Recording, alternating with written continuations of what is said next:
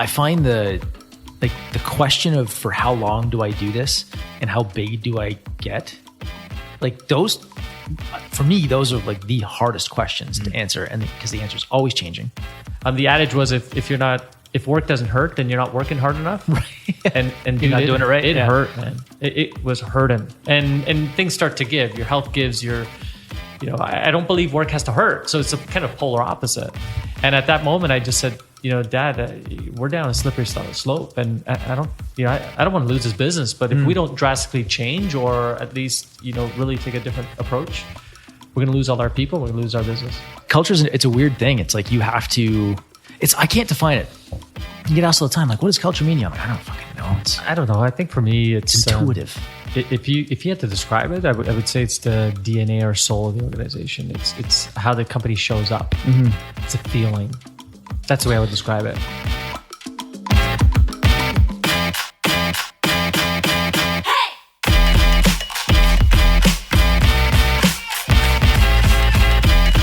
Ladies and gentlemen, welcome to episode 6 of the Community Made Podcast. Sis in French. What would that be in Spanish? Uno, dos, tres, cuatro, cinco, seis. Seis. You know how I actually learned how to code what was going on in my head? Was for those in their 30s would know this song. It's a song from Offspring where they sing to 6. So welcome to episode 6. I'm your host, Jason Gaynard. In our last episode, I shared one of my most cherished interviews, an interview recorded only a few weeks before Jordan passed away from cancer, leaving his wife and his 2 kids behind. Jordan had just an incredible outlook on life in that episode. I mean, we just had a really honest conversation about business and relationships and facing your own mortality and how being forced, to step away from the business and kind of put his ego aside really changed his life and changed the way he ran the business.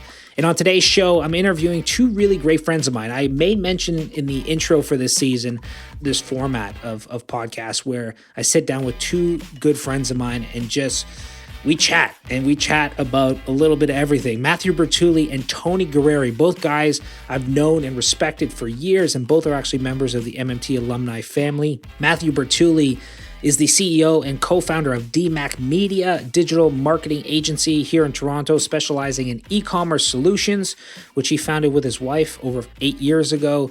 And Tony Gareri is the CEO of Roma Molding, a company that specializes in design and manufacturing of custom frames for fine art.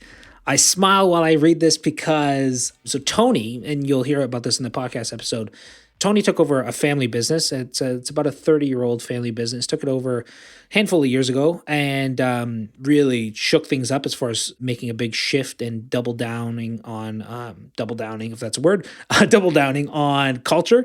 I smile because he is the exclusive, frame provider for an artist called Peter Lick. And Peter Lick is a photographer and has, galleries in the most expensive cities in the world. So a couple in Las Vegas. I think there's one in La Jolla. I've seen a bunch, but huge fan of his work. And Tony actually framed one of his pieces of art that sold for $6.5 million. I believe the piece was called The Ghost. And I smile because last weekend,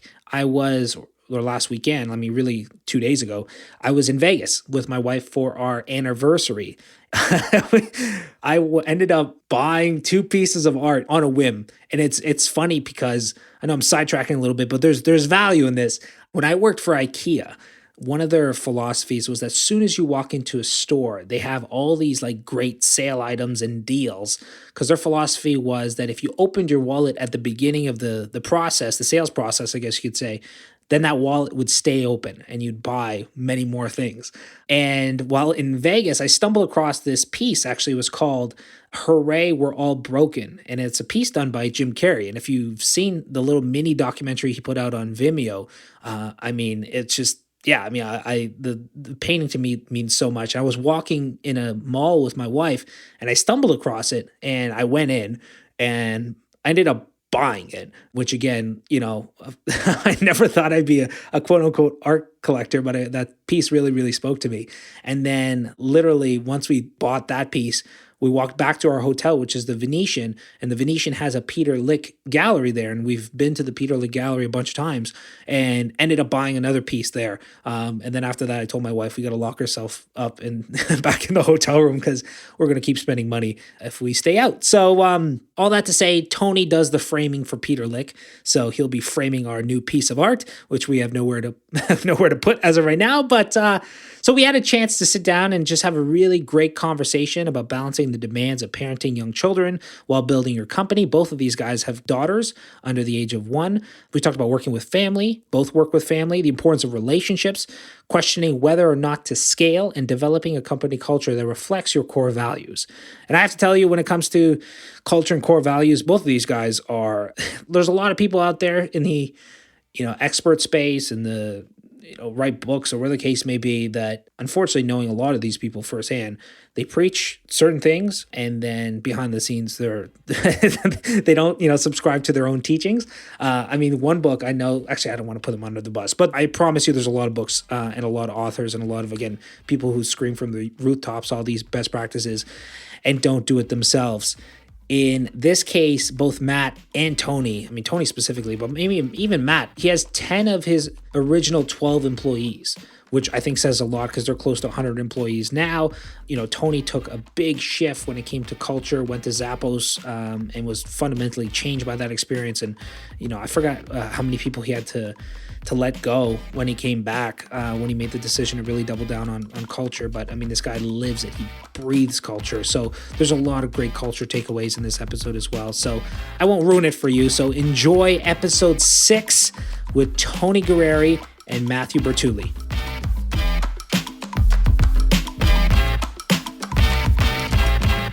The car seat thing, you're stuck with it until you're like, she's much older. Yeah, no, I thought, like 4 or 5. No, man. No. And then they have to go from a car seat to a booster seat.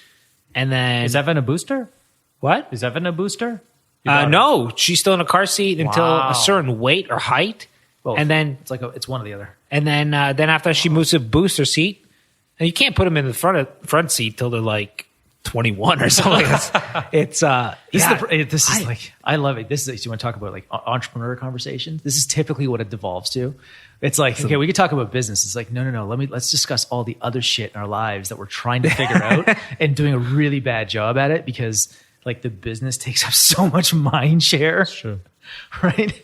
Like half the time my wife asks me my opinion on it. I go, what do you think? I'm like, nothing actually. Like if you could envision a flat line, I know this is what's happening in my brain right now. Like, what's your opinion on this for our child? Yeah. How does that go over? Does that go over like, good? I ask you, I'm like, no. It's like, I'm like, do you want me to read on it? I can go read on it. Yeah. Like I'll post an ask to Mastermind Talks. I'm like, who does this with their children? Yeah. And I'll get some input. But I feel very like uninformed, like most of the time with parenthood. Like I like that you say that. it's totally like it's but I like it because then I feel like it's like I find like this. It's like no. It's not like you put a cape on and go to work, right? But like the work side of life, everything is like I feel like it's very information heavy, right? Like it's so easy to go get information on anything, and then with being a father or a parent, there's almost too much out there on like how to do this. More so than business. Like there's so much because think of like how big that addressable market is, right? Sure. So I don't read anything. But then I love it because now it's like, this is like the only thing in my life where everything's purely instinctual. Yeah. Right? Like I think the first book I bought on parenting was that one that Stu McLaren posted on Facebook like 2 weeks ago. So the funny thing is, have you read that book yet? No, it's sitting on my counter. So I started reading that book, and the first chapter is about how the biggest mistake we make as parents is thinking that's instinctual, and that Totally. But it's so fun. yeah, no, it's no, we definitely, especially like first time kids. It's funny. You see this a lot with parents where they have several kids, and after they have the first, and they're all worried and that kind of stuff. The second, they're like, whatever. You know what I mean? Oh yeah. It's It kind of feels like when I look through the Facebook feed, a lot of people Mastermind Talks are having kids. Yeah, I mean that's our demographic. I mean, usually mid-30s. Right, like Mimi Icon just had a kid. Yeah. Nicholas just had a kid. I mean, you're not too far off. I'm not too far off. No. Yeah. There's a lot of new babies. Yeah. Yeah, there's like a wave that hit.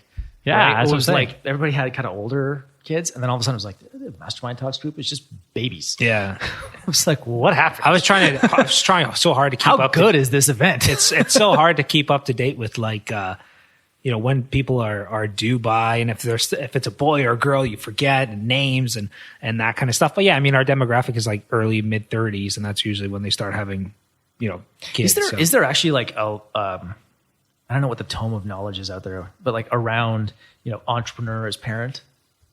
What do you mean? And like that kind of balance between the two? Because like my wife always jokes that it's like I've got one baby at home and I've got 90 of them here. Yeah. Right. She's like, you've got a lot of kids, and it's a joke between us because you feel responsible. Yeah. For sure.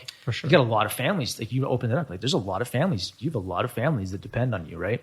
So, like, I wonder if there's I just haven't looked, but like there has to be like books on this where here's the parallels, here's the differences. This is the engineer in me. I'm like, can somebody just fucking deconstruct it like so that I can see its components and put them in an order that makes sense to me? Yeah, I don't know. I don't know how you guys do it. I had a staff of 20 or something like that, and it drove me nuts meeting payroll all the time and knowing that like we never miss payroll, thankfully. But I'm like, if we miss payroll, that's like I couldn't even imagine food on people's table, and we all have friends who get close to missing payroll. We all end up in situations where you're like, stuff hits the fan and you're trying to make it work. And I'm like, that pressure, I just couldn't deal with it. There's like you're a big culture guy, Tony. So like there's you just always want to do right by them. But which is it's like being a parent. It's like sometimes I'm like, just what I know is right. Like this person does not want to hear this. Right. Or like the company does not want to hear this. This is not a piece of information that's going to like brighten somebody's day, but it needs to be shared because it is going to help them. Like it's going to help everybody do a better job, be more effective, whatever. But it's weird. It's like you've got I feel like there's a weight of responsibility. I don't know about you, but like for me, there's this weight of there's a lot of people that depend on me not screwing the direction up. Yeah. Because that's really what you do when you're, I think with any amount of scale, at some point you get into that visionary role, right? Where you're like, I'm here to steer the ship. I'm here to be the leader. But tactically, I'm not doing a whole lot. Right? Yeah. I could totally, I mean, it's a lot, right? 150 families. Yeah. How many kids? I think we did the number of how many, extended family. I mean, it's a big community, right? Yeah. And I take it very seriously, especially because I'm a second generation, entrepreneur. I've been CEO for 5.5 years, coming on my 6th year. And like you said, I take it very serious, not only because I'm indebted to the families who wake up every day and do their best work and, on the team, but also to my family who entrusted, right. A business. And, because you've how much of your family works in the business? Are we still on air? Yeah, a lot. No. How much your family on payroll? We have quite a bit, but it muddies the water a bit for sure. And I couldn't even. Yeah, like it's tough. I mean, you work with your brother. Yeah, right? Only for coming up on 3 years. Okay, but I started the business with my wife. Wow. Okay. So like that was. So don't ever do that. By the way, it's a bad idea. Jason, you want to? Don't look at me. Do you want to chime in there? I'm already too far down that creek. You're way knee deep in that. It worked. Sorry, it's like I'm broad stroking. It worked for us for a time until it was like, this is just long term. This wouldn't work. Like my wife's like, this wasn't my baby in the first place. This was yours. I was here to help. She's like, I need to go do my own thing. So that was where we got to. But like, was it like a mutual conference? Like you guys were both on the same page? Yeah, we call it. We retired her.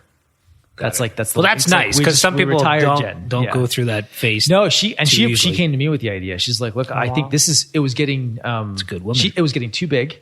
Like she was getting uncomfortable with the size of the whole thing. Like too many people. She didn't like the relationships weren't as tight. Like she's very family oriented and like it's funny, even like the girls that she hired on the design team, because my wife was creative director here, like they're still here. And it's a very tight team. Like they're freaking awesome. But like holiday party rolls around, like the first question they ask me is like, "Hey, where's Jen and Olive?" I'm like, "Well, fuck, nice to see you too." But I think like, yeah, she approached it. And I like, it was a pretty quick conversation. I'm like, yeah, all right. Like I think we started out saying this is probably not a forever thing, right? Like I just need help. So for you, at what point did she transition out? Just coincidentally, about like 4 or 5 months before she got pregnant. So that was not that long ago. No. So how big was the company at that time? Well, 2 years ago, right? 50, 40? No, 40. 40 people. Wow. So you've doubled. Oh, more than double. Yeah, we've grown. Again, engineer, super calculated. It's like between 47 and 58% a year is the band that we kind of operate in. I'm starting to go a little slower, like now that we're bigger, just to be like as predictable and calculated about it as possible. Because like I don't have any like big dreams. Like I don't like 150 people kind of scares me a little bit. So I think it's just always a question of like, all right, like what's next? What's challenging? Is this still fun? It's a big question. So for Jen, it was like, 40, 50 people. I told her, I'm like, it's probably going to keep going for a little while. Which means there's points where you stop. You actually like, people, their families, but you don't really know them. Like not the way that I knew or I know like the first 10 people I hired. Yeah, for sure. Like I know them like so well. Yeah. Like intimate things. Like you still have some of those employees? Yeah. Come on. Yeah. That's great. Yeah. I love that. First, I think of the first 12, I still have 10. Wow. No way. Yeah. It's a big deal. How long? How many years is that? 8 years? We're coming up on 8 years. So like my partner, Jen and I, there was 4 of us for the first 7. And then I've got a handful that are at 6 years, a whole bunch more that are at 5. And they've all been hitting these anniversaries this year. I'm like, what do you do for people when they like somebody's 5th anniversary came and went and we didn't even know, like, because they're really quiet, like again, introverted person, right? Then we finally hired HR comes into play. Yeah, so we finally hired an HR person, and she was like, "Yo, it's so and so's 6th anniversary 2 months ago." Like, get the fuck out of here! Like, he didn't say anything. She's like, "What's sort of your job, asshole?" What do you do for like? Because you have a young team. What's the average like? Oh, like we're like 25, 26 years old. Yeah. And I'm like, I think of like my father. My father's been in construction for 52 years or something like that. And at his 40th year, they gave him this cheap pin. And he was so proud of this cheap pin. And then on his 50th year, they gave him this cheap watch. Right. Some like Alibaba watch with like the Union logo on it and stuff like that. And he doesn't wear the watch, but he was so proud of this watch. And if I've been if I'm a millennial and I've been with you for like 5 years, 10 years, and you give me like anything remotely like that, I pretty much would quit. We don't give them. No, it's more like we throw like a party or something like that. Yeah, we do a lot of socials and stuff. Like we do a monthly social, and we'll recognize people at those. So like axe throwing and like go shoot each other with bow and arrows and shit. Yeah. All hands, maybe. Yeah, no, all hands for sure. Yeah, like we'll recognize like new hires, any kind of milestones at all hands. We do monthlies. They're about 30, 45 minutes every month, and it's like company information. New people, departing people. It's like I'll celebrate people leaving, like for sure. Particularly, it's like I love the. Can that get out of hand? Hey, it can. Yeah, for sure. But it's not that. You fire somebody you'll celebrate? Or no, I think LinkedIn got in shit for that, didn't they? Like LinkedIn called it like graduating. Really? Yes, they would graduate people. Yeah, there was like a whole fucking thing that was in the news recently about that. Yeah. No, we don't do that. No, it's more like when somebody's with us for like 2, 3 years, 4 years, and they go on because they want to do something else. Sure. Like I believe in that. I'm like, I don't think you can be one place forever anymore, outside of like, the founder. But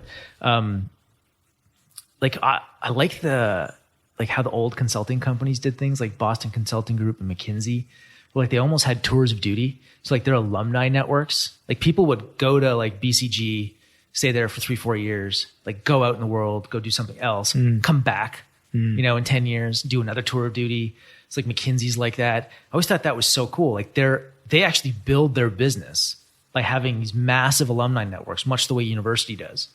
Right. So I kind of look at this place and I'm like, okay, if I want to do this for a long time, and I'll do it as long as I'm enjoying it, somebody being here for 2 years, going away and doing something else, like, I don't know if they're ever going to come back. So I think it's something to be said. Like, if somebody knows that because more often than not, like, we don't lose people to a competitor. Right. The closest thing. City. I'm sure there's lots of competition here. There is, but the closest thing, like, we've lost, like, one girl, Katie, went to, she took an awesome opportunity at Shopify. Like, they're a partner. That's not even like, so that's the closest thing that we've had to someone leaving for a competitor. More often than not, like, we had a guy leave recently because he wants to go make furniture. Wow. Like front end software developers. Like, yeah, I've been sitting on, pallets of wood for like a year, letting it dry out. I'm gonna go do that for a while. Like, fuck, that's cool, man. Like, I'm jealous. That's awesome.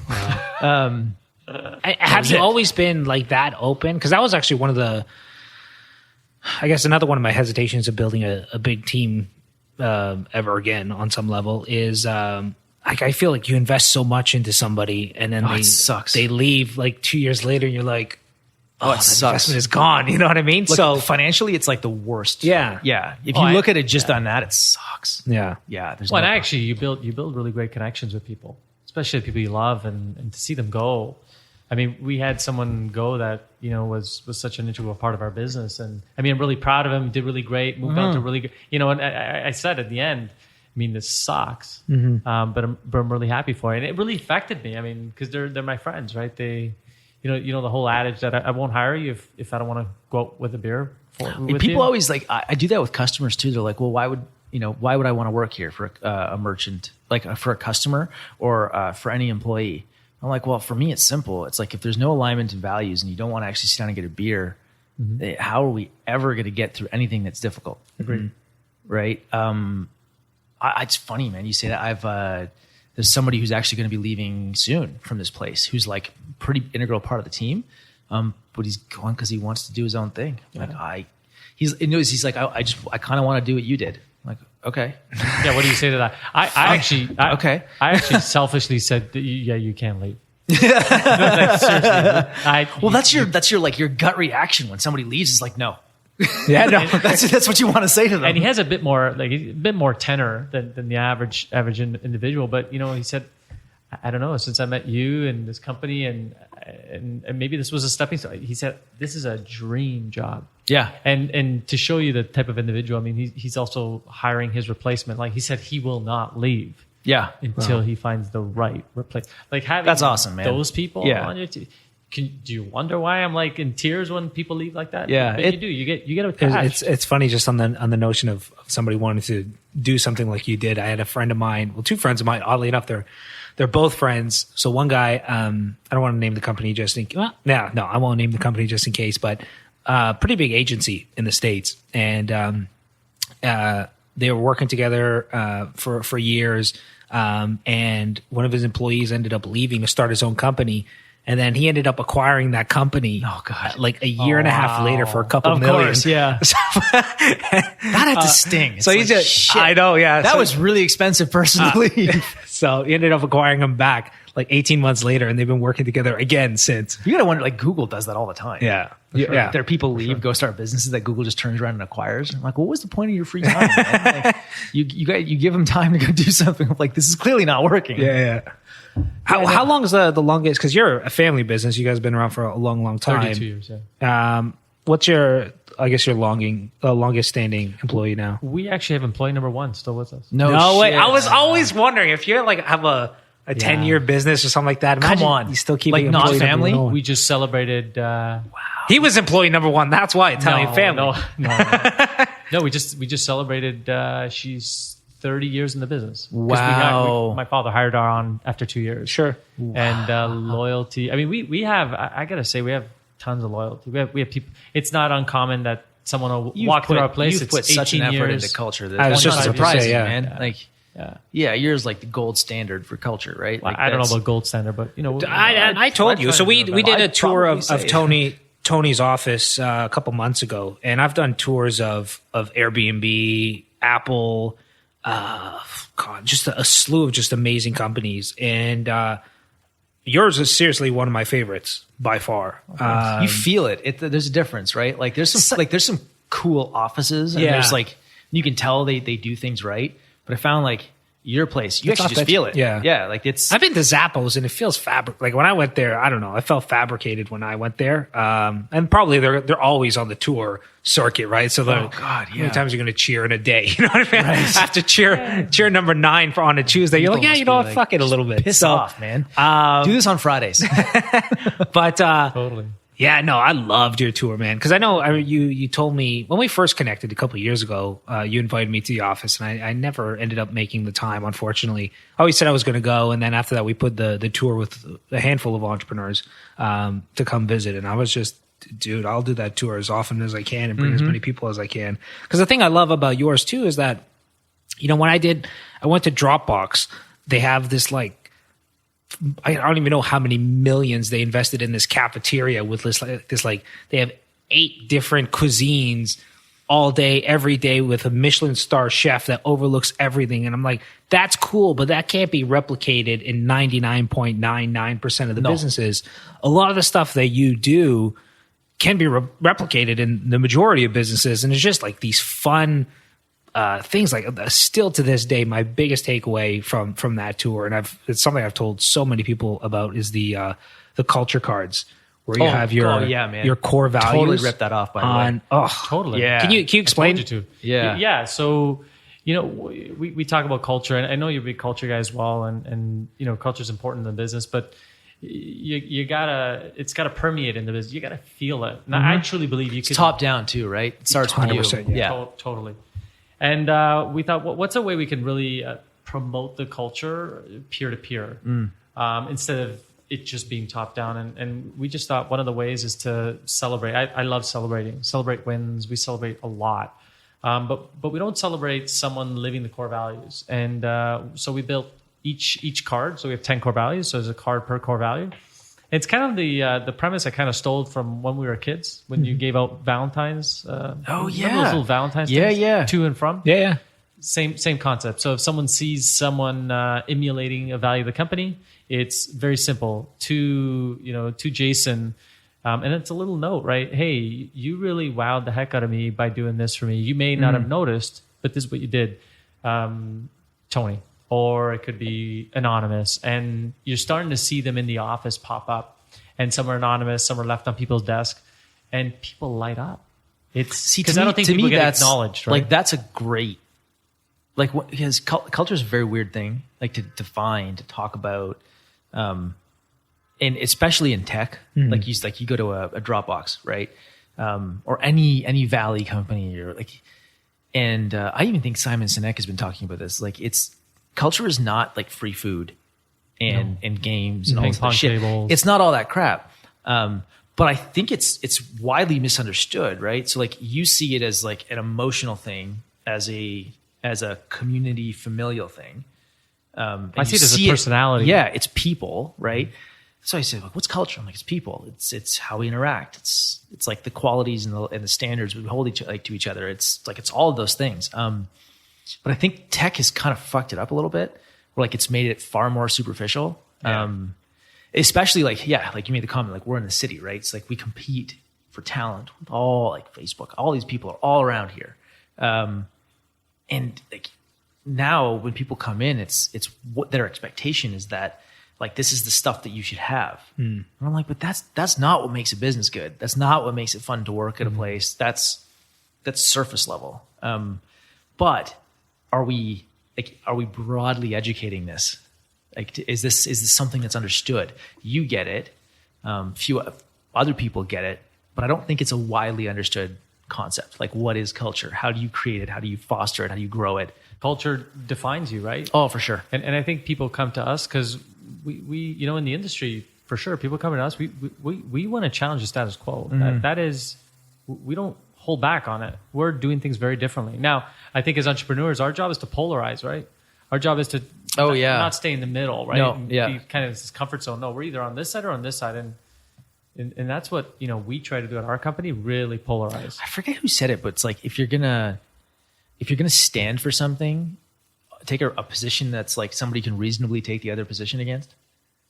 Yeah, I always talk about polarizing. Yeah. So like positioning, and if you want people to follow you, you've got to stand for something. Like or you have to have an opinion on it, or like You do.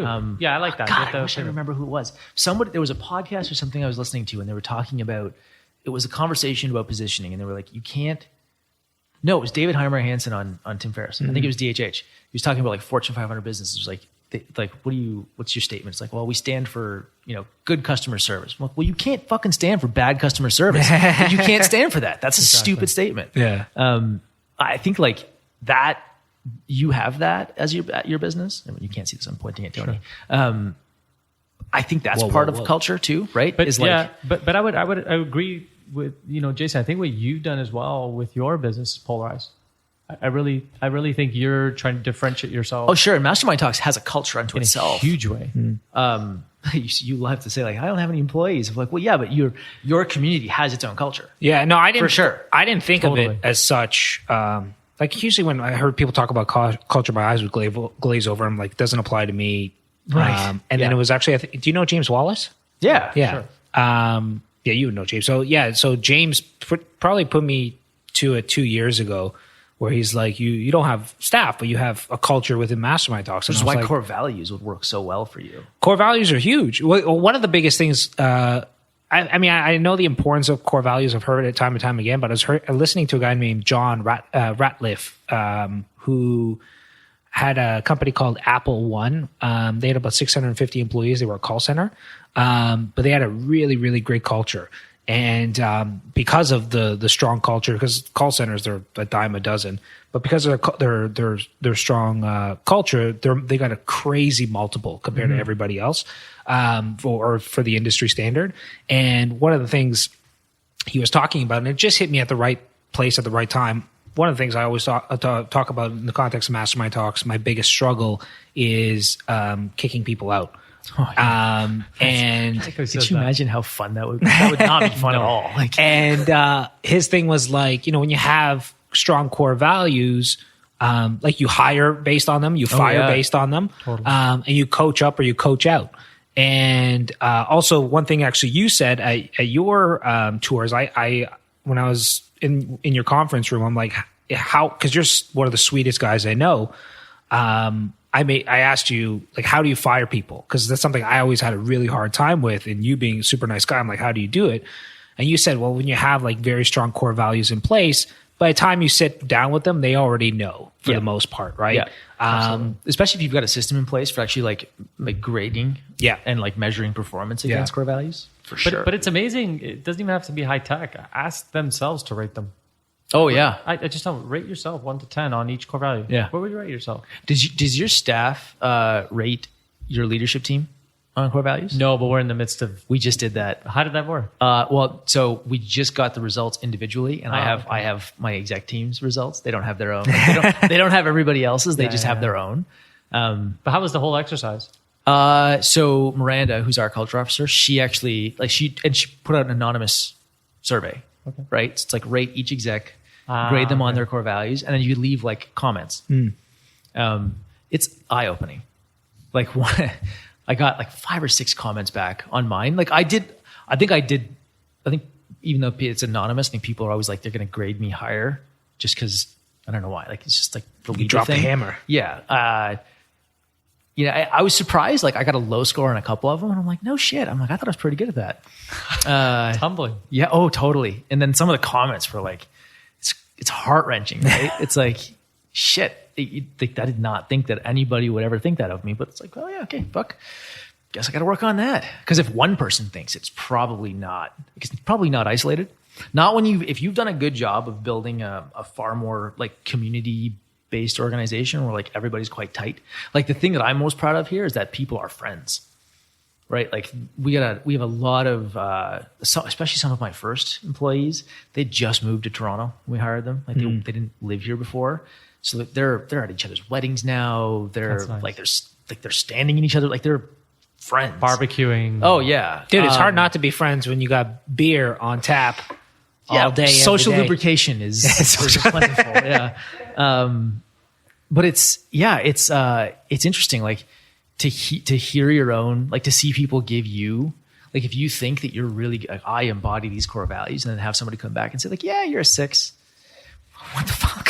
So what are you going to do with that information besides make the change? I'm Or going to share it. So we're also like, we believe in transparency. So we're actually going to share our scores and our own feedback, because we're going to start measuring everybody on core values as part of their actual performance. Right? Because if you're doing these things well and you're embodying these core values, like we put a lot of effort into those. So I thought it was a bit different, but we do something very similar. We do like a Survey Monkey. We have a 10-point score program. Like how would you, is the leadership at Roma wowing you? Right. And do they do it at an individual? Is Tony doing this? We don't have score that each yet. of those. So we did that. That's scary, man. That's kind of cool. Yeah. So I got like, here's Matt's every core value. Here's Matt's score, 1 to 10. How would you rate Matt on this core value? Each core value? Wow. And they could do it anonymously. Was it 1 to 10 or? Yeah. So yeah. Yeah. So they have the option to do it anonymously, or not, I'm assuming most. It was all anonymous. Oh, so Yeah. everybody was universally anonymous. We have like another tool that we use in Slack called Office Vibe, which regularly and randomly asks everybody questions on like different things. Like, you know, what's the one reason you would recommend this company to your friend? And then like they can write in a response, and they can choose whether or not they want to be anonymous. You could always tell like the more, you know, it's like less bashful people. Yeah. Because they'll like fucking stamp their profile on that thing. It's like Jeff, you know, Jeff here is older guy. He's like, I am not afraid to share my opinion. It's like good or bad. It's like, here's what you're getting. Yeah. And it's awesome. Every now and again, I kind of have an idea who sends something in. So at our monthly all hands, we do a AMA, right? It's like ask me anything, and they submit the questions beforehand. And then I try and get through all of them. And a lot of them are anonymous. And every now and then, like one like really good one comes in, and I'll call that person. I won't call. I'll ask. I'm like, can somebody, if you're willing, just identify yourself? Because like this is an awesome question. Yeah. And more often than not, they do, because the great. default in this Q&A thing that we do is actually the default is anonymous. I think a lot of people just don't check off whether or not to show their name. But we had one person ask the whole like male female ratio in a workplace thing, and like what is DMAC doing to get more women into tech? My short answer is like, I'm not fucking doing anything. I'm like, I can't affect the education system. Yeah. But I went out, I actually like to answer that. I went out and got like all this research. I showed up. I'm like, cause it's such an important topic. And I kind of had an idea. Yeah. Okay. And I kind of had an idea who asked it. I'm like, shit, this is such a good question. And I'm like, a friend of mine runs Ladies Learning Code, Hacker U. Yeah. You had Catherine.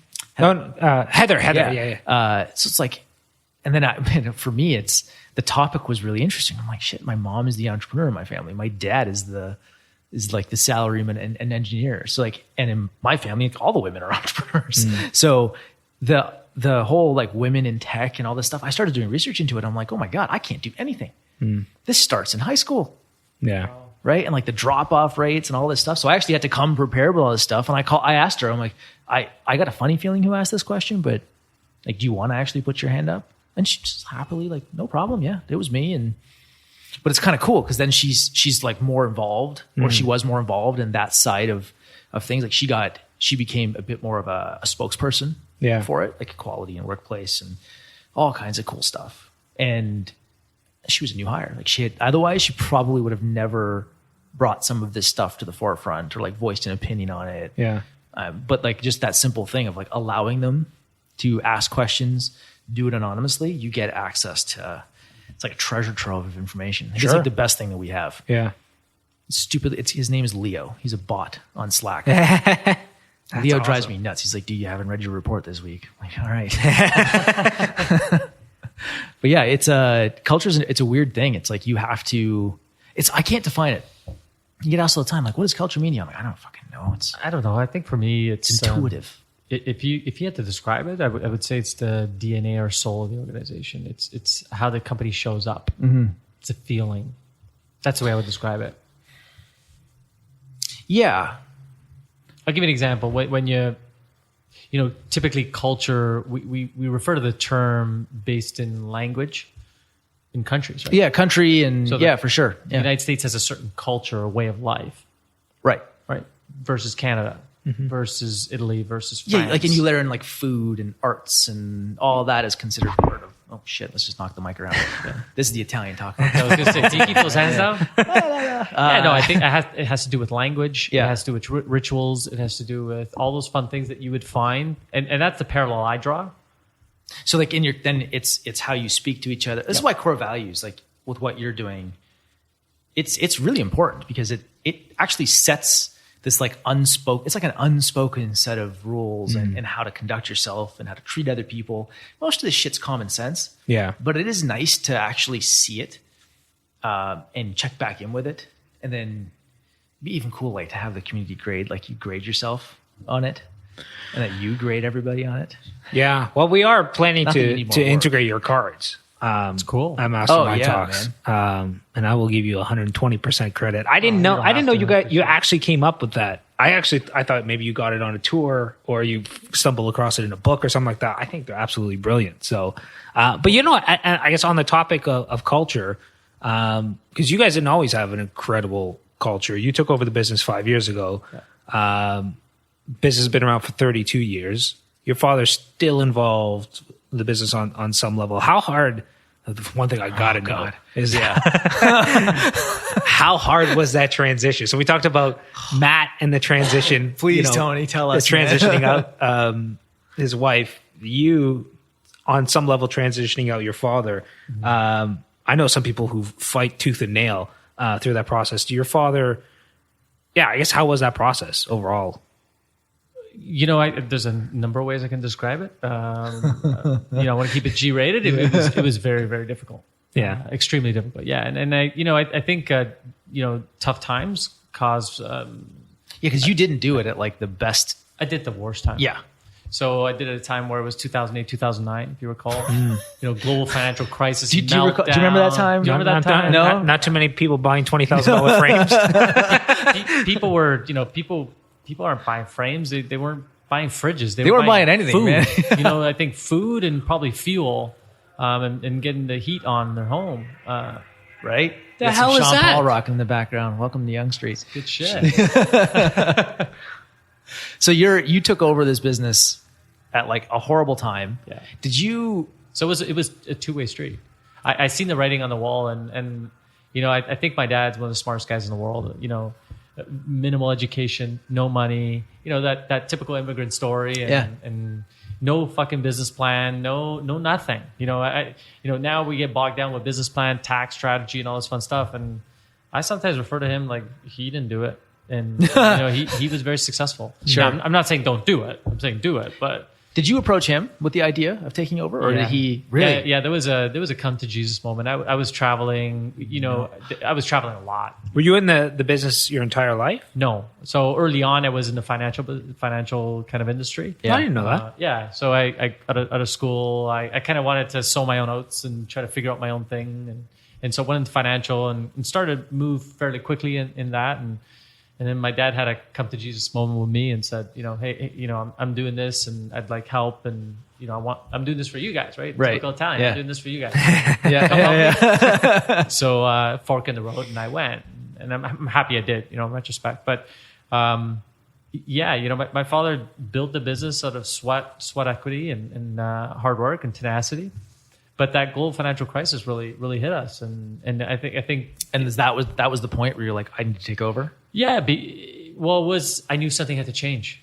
I was traveling a lot. We were doing trade shows. I mean, I was in Las Vegas 5 times a year. I was in High Point, North Carolina for 15 days a month, 15 days, out of the year, twice a year. I was just traveling ridiculous amount. The strategy was, it was the work really hard, and if you're not working hard, that whole spin wheel type of thing.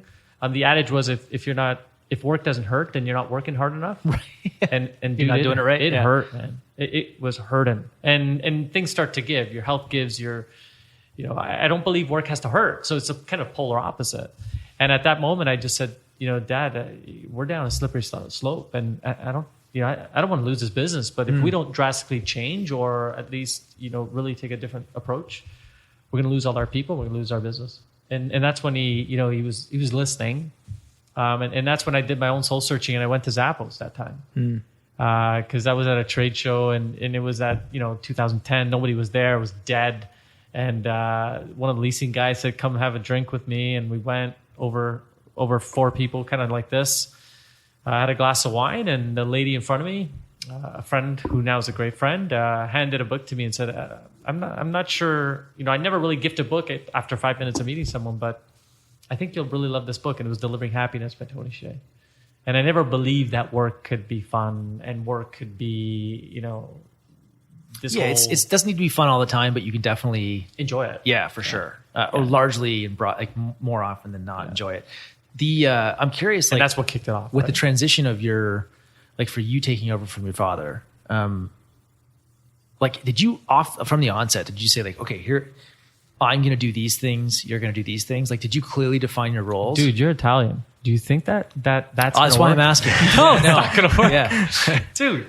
Well, okay, so here's the weird thing. I just told it, you know what we did? I said, what do you love to do in the business? What is it that you love that you don't know whether that's you're a very or wise playing? question to ask. And he loved the supplier relation. I mean, my dad still does it today. He's the best in the He goes over there. He does the whole... Goes back and forth. I mean, we go together, but he goes... So he loved the part that put him back in Italy often. Totally. Yeah. He still has the best office in the place. Not? His office. We took a glimpse in it. Cool. Totally. Yeah. It's like a time warp. This guy is the godfather in this corner of the building. So he took that over, and it was a give and take, right? Yeah. Small piecemeal. I over communicated the shit out of everything the first 6 months, and then that went into a year, and then slowly but surely, then you gotta. I always believe you gotta work at that trust, right? Sure. This is his baby, and I'm telling him we gotta change everything. I mean, you gotta be really, really empathetic about his feeling. Imagine you, Matthew. Your son or your daughter comes to you. "Hey, Dad, whatever you build here, we're gonna change it all." Right. How's that gonna go over? Right? Yeah. I don't care how smart she is. But this is the weird. It's of all the countries in the world, Italy actually has the most generational businesses. Right? Where there's so possible. many companies Probably, that are on 3rd and 4th and 5th generation because they keep them. I don't know if it's a hoarding thing. They hang on to them, right? Everything from Illy coffee to I don't know, Todd's or there's so many brands that are generation after generation after generation, and they do it. They somehow defy the odds of the first generation builds it, the second generation holds it steady, and the third generation destroys it. Yeah. The Italians somehow hold this shit steady, and I don't know, it's true. I don't know if it's a family unit thing. That's why I'm curious about the transition in the story, because I feel at least in Italy, everybody lives close together, right? My cousins, if they live more than 20 minutes apart, they think it's a world away. One of them moved to another town and they're like, "Oh, it's a 30-minute drive. I never see my family anymore." I'm like, 30 minutes? Are you kidding? I can't walk down King Street that fast. That's amazing.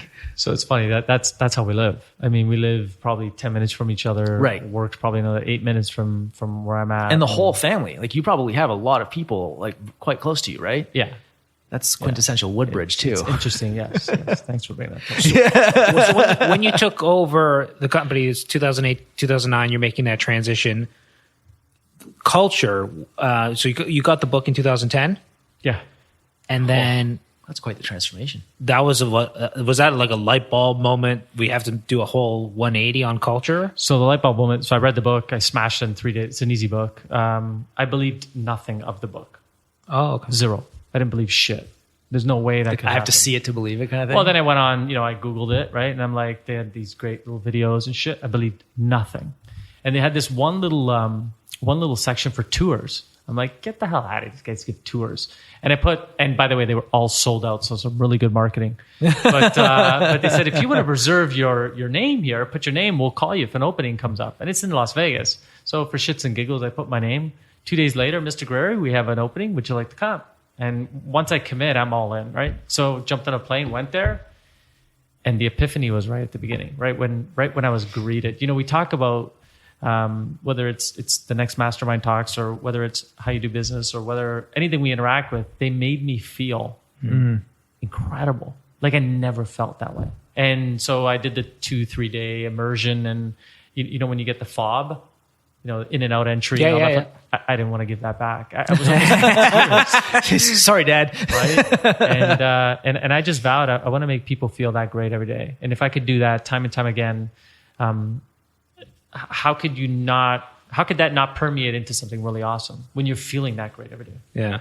That makes Yeah, sense. I think that's probably the thing that, I don't know about you, but like for me, this is one of the few joys in actually having a bigger team is having like that much impact on people's lives. Otherwise, like I don't know if a sane person would say like, you know what I want? I want like 400 or 500 employees. That sounds like fun. Yeah. Like that, no part of that sounds fun.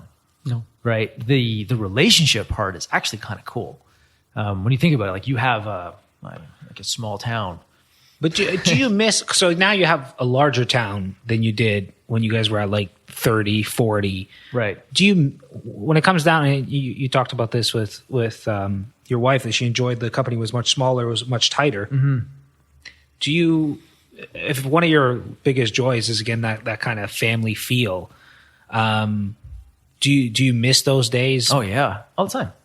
But I think like that's like I guess that would be any kind of nostalgia, I imagine, right? Like there's just I miss parts of my childhood. I miss parts of.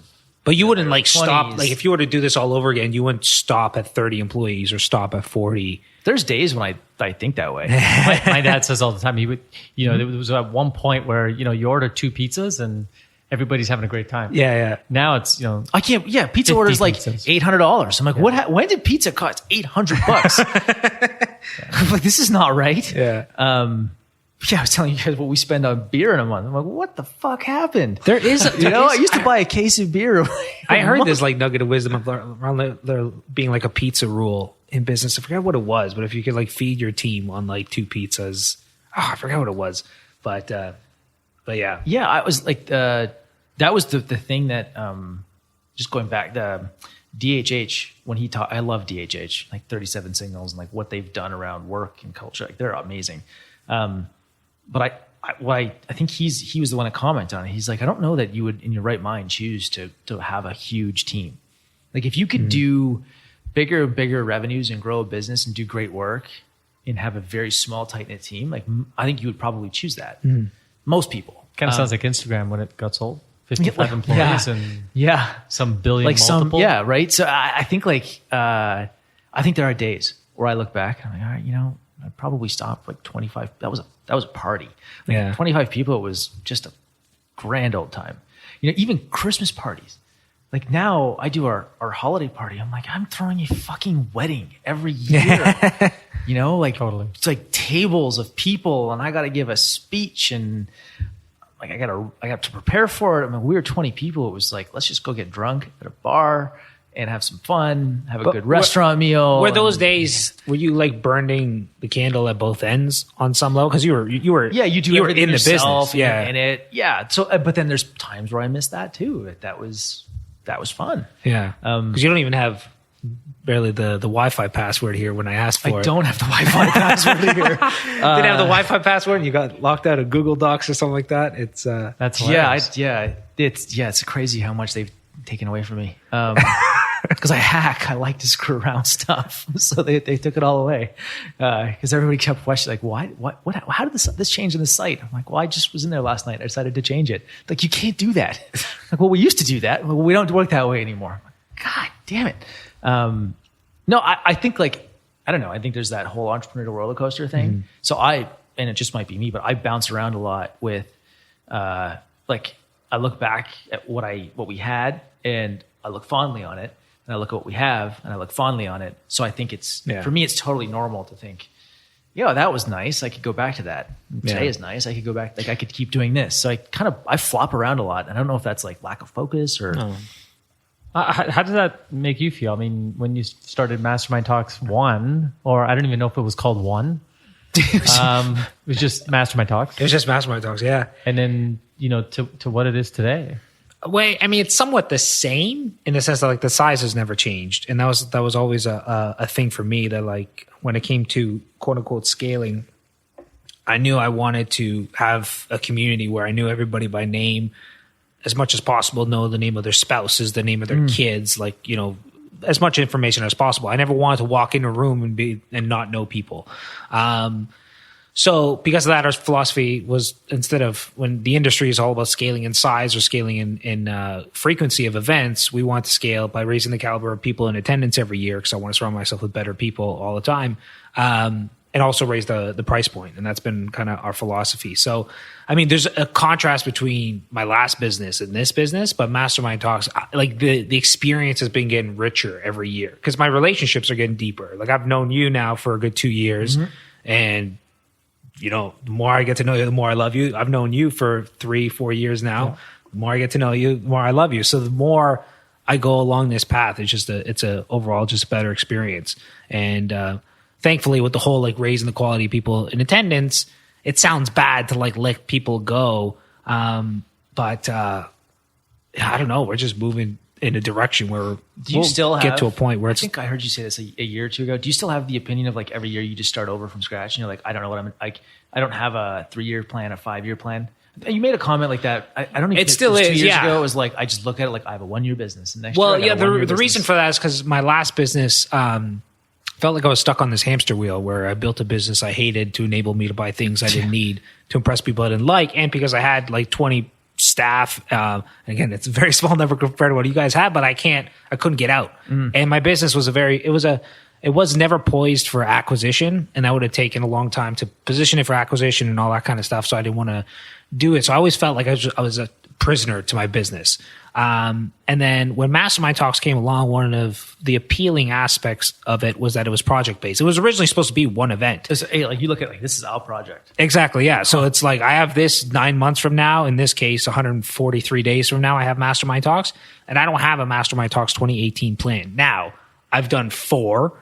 There's most likely going to be a 6th event, but at any time, if I feel like that's the best we can do, or I feel like my heart's not in it anymore, or any of that kind of stuff, I know if my heart's not in it, I mean, I just don't have to do it anymore. I won't do it. Like from an integrity perspective, like the people that we serve are my closest friends, so I will never give them like half-ass or anything like that. So that's the beautiful thing. It is very kind of project-based, which is nice because I know like if I wanted to, if this Mastermind Talks passed, I could sell widgets on Amazon, or I could come up with another business and pretty easily. So there's no shortage of opportunity, right? Yeah. So it's nice not feeling kind of trapped in. And every time once your project is done, reassessing like, you know, where am I at? Does this still light me up? Do I still feel challenged? And that kind of stuff. I mean, I don't know, Tony, this would actually be an interesting one for you because you actually have a family business that you've taken over. I find the question of for how long do I do this and how big do I get? Like those, for me, those are like the hardest questions to answer, and because the answer is always changing, up and down. But how I feel like that needs to be like dug into at Mastermind Talks. Like, Jason, this is what you need to do for content. Because like I have this conversation with so many entrepreneurs where they don't know, right? Well, like I got into it, it's working. Now, how far do I take it? Yeah. Well, I mean, I think that, you know, traditional business gospels is just scale, and people don't question why they're scaling. And actually, that was one of my realizations. It's insane. When I had my ticketing business, and this is something I learned somewhat the hard way, and this is what helped me kind of, you know, put a little more forethought into building Mastermind Talks, where I feel like every business has different kind of sweet spots. And it's most people unconsciously go through those sweet spots and they don't think twice about it. But for me, my last business, I think we were doing maybe, I don't know, $2 million a year in revenue. I was probably banking like $500,000 with like 4 employees or something like that. So it was just making a ton of cash. And then I was just incredibly naive as an entrepreneur at the time. And I'm like, well, if I double my revenue, I'll double my profits. It'll be even better. So within like a year or year and a half, we ended up hitting like 4 million, and I ended up like netting maybe like 550,000, but I had like 3 times the headache. And I'm like, this is not worth it. Cause you have to break through to that next kind of like, cause growth is a step up. It's never, that's kind of where I feel we're at. You know, you asked the question. You're in a sweet spot. Well, we're going, you know, I described 2017, we're going on a major offensive. We're in a growth stage. And you know what, to answer your question, I think it's when you're having fun. And are you being challenged? Yeah. And I'll tell you, I'm having fun and I'm being challenged. Now, there's been tons of challenges, both culturally, because we've change the game a bit, and the whole business model, businesses in general are changing. I mean, why would a molding company have developers? Yeah, I guess. Yeah, right. I mean, I have developers. These are my software developers. Right. What? A software developer. My ITs, we have 6 people in IT. When I got there, we had 1. And the business is really transitioning. And to be quite frank with you, I'm enjoying it. It's a lot of But do you set like I want to be number 1 in our field, or I want to be the biggest? Like, does that, or is it just look, we're going to keep going while it's fun and enjoyable and challenging, and wherever that takes us, it takes us? Is that sort of the... Yeah, we never want to be the biggest. I mean, our major competitor is Warren Buffett, so I'm not sure we're going to... Probably not going to outspend him. Probably not. But we do want to be the best at what we do when it comes to quality design and service. And we're not only saying we want to, we're putting money and dollars to that. And I don't know, it always goes back, every conversation I have, it always goes back to how we're making the customer feel. Yeah, and same. I have to go back to you, Jason. How you made me feel at Mastermind Talks, because I came second year, was pretty freaking awesome, and I didn't really know a soul in the room. I didn't know you, and then the third one was like, wow, because that changed the game. That was in Napa, and then we went to Ojai. Awesome, and like Ojai was like, psh.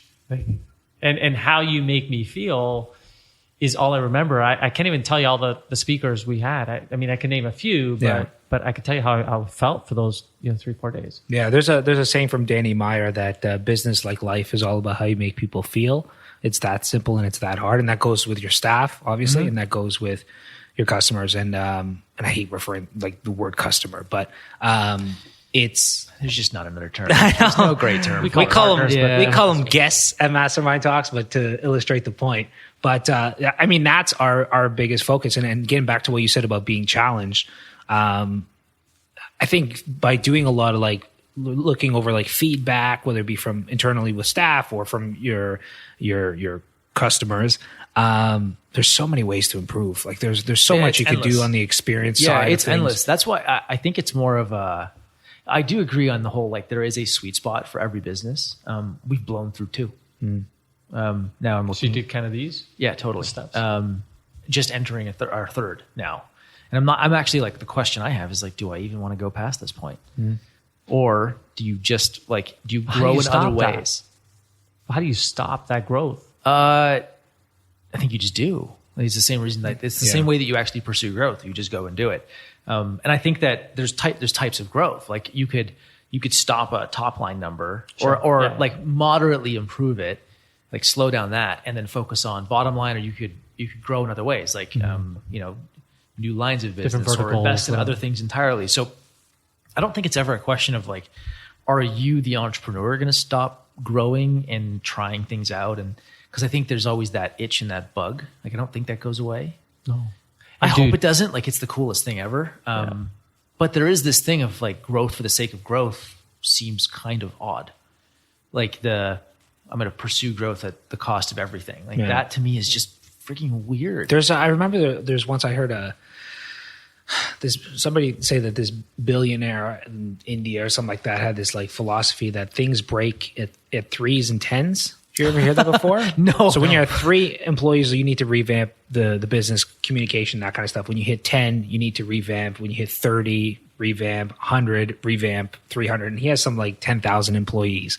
And that's the trend that he thought. So that was that he's seen. So his rule of thumb was like 3s and 10s. Everything changes at 3s and 10s. So that's been a pretty like interesting kind of rule of thumb. Yeah, there's definitely, as we're approaching 100, you see it. Yeah, you totally see it.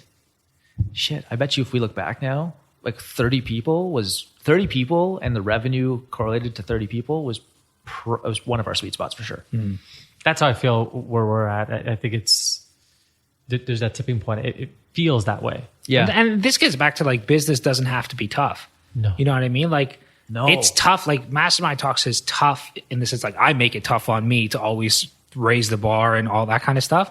But the business itself is not tough per se. And because of that, it's enjoyable. Like it's incredibly enjoyable. And so I really kind of resonate with that. And getting back to you, like scaling for the sake of scaling, unfortunately, too many entrepreneurs, and you see it like, and then you'll see, an entrepreneur in his 40s with 400 employees and they're like my life's still like, why? Or now what type thing? And they're on that hamster wheel, and they reach their goals. And I'm sure we all have done it, where you put that goal off in the horizon, you achieve, and you're like, oh, I still don't have that fulfillment. It wasn't big enough of a goal. So you make another big goal. Yeah. So I think the interest, like where I struggle is how do you think longer term, and how do you like plan longer term, like family and all those like life things. If it's all sort of just like, I'm just gonna kind of do whatever is enjoyable and challenging and go about it. Like how do you have like a 10-year, like this is what I see myself doing? No. So probably I don't think it actually has to do with being smart. I think it's just like can you look that far out? We used Cameron's painted picture. Yeah. That was pretty. Do you cool. do like the big, hairy, audacious goal? Like the decade? We do BHAGs and we do a lot of fun stuff. But I don't know. I have this adage that life is always working, and you're always being guided. I know that's such an old world way to like. I love it. I think that's just. I feel like my Nona would say that. But I do, and I mean that's the way I live my life. I think life is always working, even when it's not. And sometimes your biggest challenges are your biggest gifts. Because in order to know what you want, you need to taste what you don't want. And so I think life kind of gives you all this, and then you get to decide. Yeah, it's knocking you around down a path. The one thing, Philip McKernan has a great saying that I love, which always makes me laugh when I hear people have these 5-10 year plans, is that too often we're chasing the opportunities that we miss out on the possibilities. And that's brilliant. For me, that's been one. Philip. For me, I mean, he's been influential in my life as far as like, the things I try to cultivate most right now in my life are like space and simplicity. Like if I can get more of that and just be able to be in a position where I could take advantage of opportunities as they come. Because when I started Mastermind Talks, I never thought we'd get where we are. Again, it was planned to do the one event, and that's really it. And then find some kind of business to start making money. And that's only been 3 years. Mastermind Talks started in 2013. It hasn't been that long. No, 5 years. This is event 2013. number... Oh, okay, yeah. 3 years. Our first event was May 2013. So is this number 4 coming up? And this won't be number 5. This is number 5. So what happened was, because I started in debt, I did them actually, not too many people. I made it mention from the stage, but I did the event every 9 months so I could build up cash. Even though we positioned it as an annual event, it took place every year, but the first one was May. The next one was like March. You know what I mean? Yeah, gotcha. Okay. All right. Cash flow. So, but now it's like once a year. The last one was April. The next one's May. Now you're in 13 months. Yeah, so 13. Now I'm getting a little lazy. Cash flow sucks, right? Make a little bit too much money. But now I think it's an interesting conversation. Again, a lot of entrepreneurs. I mean, I feel like Philip does explore some of that with like more of the why, about why do you do things this way, and like why are you doing what you do? It's funny, people always ask, like I recommend Philip to like so many people. Like you just need to read his shit, watch his shit, just listen to him. And they're like, what does he do? I'm like, you ever hear of the horse whisperer? They're like, yeah. Like he's like that, but for humans. Entrepreneurs. Yeah. I think I don't know. I think like those are the hardest questions to answer. It's like, what do you value in your life? How do you get more of it? Or the ideal amount of it, like space and simplicity. I feel like those are hard things to chase. Yeah. Like simple is really difficult right now. Oh yeah. We talked about this a little bit over dinner. I don't understand how you've gotten to this point in the most respectful way possible, in the sense that like you made mention that your big ideas and all that kind of stuff, you're not structured at all, any of that kind of stuff. Like to see where you are now, like I'm very much like you, and I could never see myself in your position where I have this full team under me, an exec team, 80, 90 employees under that. I don't know. How'd you get there? Oh, the last year and a half has been so painful. Okay. Yeah, okay. It's not fun. Yeah, no. Because you seem comfortable. It's because when I invite you out to things, you always say yes. You always have like time for things. You come to the office like twice a week, and I'm like, man, this guy's like really dialed in. I just don't like commuting. Yeah, I work. We do a lot over because we have people all over the place too. Yeah. So it's like I think there's a little over about 75 people here. We're 90 in total. So we have I have people in Pakistan. We have people in Montreal, New York, other parts of Canada that I can't. Vancouver. Like they're all. So we've built a little bit of muscle now around like remote teams, and continuing to. Like I actually think the future of work is very virtual and remote. So like we're a physical space. We're in our space right now, and we'll always have this, I think. but I guess I embraced it. I'm like, if I want to have a company that is flexible in schedule and geography and how you work, lead by example, man. What was there a breaking point where you're like, you got burnt out and you're like, I need? No. So this is great mentors, man. Like I had a few that just they saw it coming. They're like, look, you're growing. You need to do this. Like this isn't an option thing. You're not superhuman. Like you can't scale a business in people to past where you are now without having like actual leadership and building that team and building. So like we hired an exec coach. We hired, we bought that one company. Just like built the team out. Yeah. Went out. We actually took like 4 months to find this, Miranda, who's our culture officer. She's freaking amazing. And just out of curiosity, real quickly, your mentors, same industry or different industry? No, all over the place. Some in the same industry, like a really good friend of ours. His name's Bernie Lee. He actually had a company called Pure Energies, which is like a solar, residential solar business in Canada. They sold about a year ago. Mm-hmm. He's always been our like this like sounding board for, because he worked for Inovia for a while. Yeah, so he's a venture capitalist for like 10 years. He was a VC before he started his own and then sold it. So he's always been like the finance guy that we can kind of go to and be like, okay, this is what we're thinking of doing. Like, is this model going to work? Mm-hmm. Like we're quite good on the modeling side. Like how do we grow this business? Like I said, like really calculated, mostly because my brother's a genius there. But then I've got Bernie to kind of bounce those things off of. I've got Ben Burmaster, who is in the industry, but more from that like operational distribution, moving shit around. Like he's a really good operator. Mm-hmm. So if I've ever had things there, I go to him. There's been a whole bunch of people over the years. Like I'll even go to my family, friends, like anybody that I can get my hands on that will give me their time, that has done some of this stuff. Mm-hmm. I ask. I'm not afraid to ask. All kinds of industries. Like my uncle was in cleaning, like industrial cleaning. Best friend's parents, same thing. Commercial cleaning and construction. Like it's not even close to related, but there's always something. So what helped greatly was having the right mentors or the right influencers on some level, especially from that. Yeah, to guide you. You're growing a team. This is what you're going to hit. So I avoided the extreme burnout that a few of them had hit, and I'm like eternally thankful for that, because that size of the business that we were getting to was right around the time that Jen got pregnant. Mm-hmm. I'm like, oh shit! Like I can't burn out, and I can't work more going into this part of my life. Yeah. Like this is going to be, horrible father of the year award.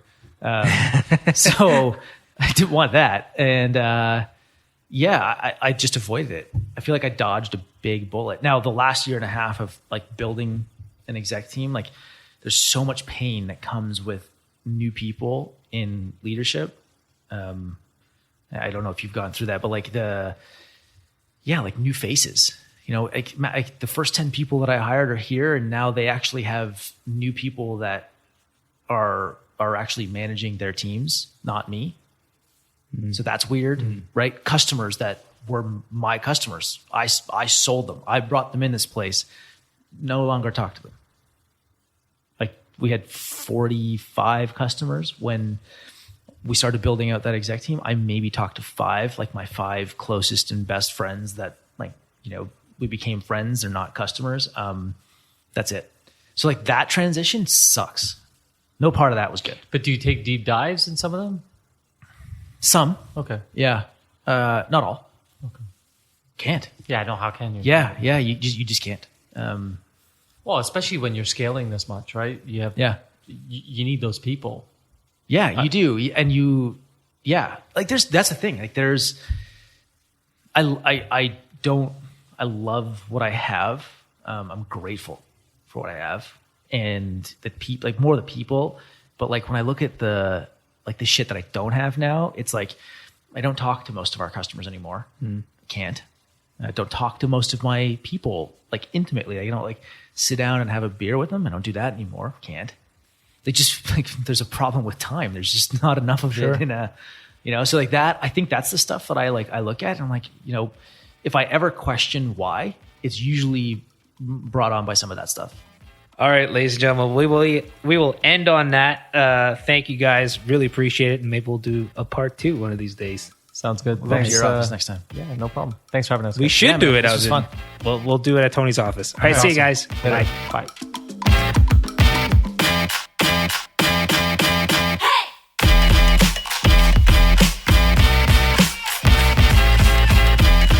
Ladies and gentlemen, I hope you enjoyed this episode. It is done. Nothing would make me happier, and I've said this before, than to hear your thoughts and your biggest takeaways. Feel free to reach out to me on Twitter at Jason Gaynard, JAYSON,